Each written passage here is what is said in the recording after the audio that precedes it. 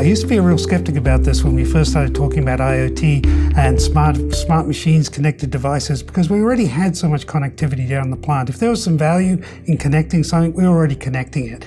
But as we move forward with this, and as we've really started to see this technology mature, it's clear to me that there's some specific benefits that we can bring to the customer. So firstly, it's an alternate path for data collection up into the analytics systems that we have in the plant, the information systems, that's non-intrusive. It doesn't have to go into the control system. You don't have to open your PLC up to get access to that information and the value that it can bring you. So if your machine is supplied to you from an OEM and it has a controller, a PLC that's kind of built into it, that's all programmed up, you might not want to go in there and start connecting stuff and start monkeying with that and changing what it does. So that's the first benefit, separate path of data acquisition. Secondly, it doesn't require a complex and stable networking infrastructure within the plant. So, a lot of times the first step of a big kind of MES project implementation for us in a food and beverage plant is to go and start laying blue Ethernet cable around to connect everything up.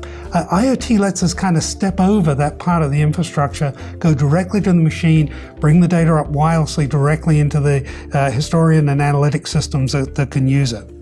Third thing that I think is a tremendous value point for sites is it's a very low-touch system, meaning that it doesn't take a lot to maintain and support it within the plant. So you don't need a big IT staff, you don't need people skilled in the various software offers and the other things that we have to keep this thing running. It's a hardware device, set it up, configure it, get it running and let it go. You don't need to have those people around to support it that you might do with some of the more larger complex IT type implementations that get done in the bigger plants. Yeah.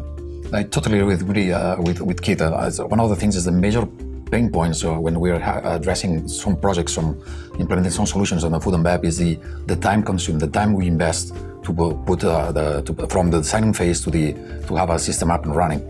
So with IoT, I think we can be much faster. So the time to value, once the customer has decided how to go with us, is much better. So it's shorter, so we can address the problem they are having now with a new system, with new applications running on cloud, running on the IoT concept. So it's much easier to adopt for the customers also.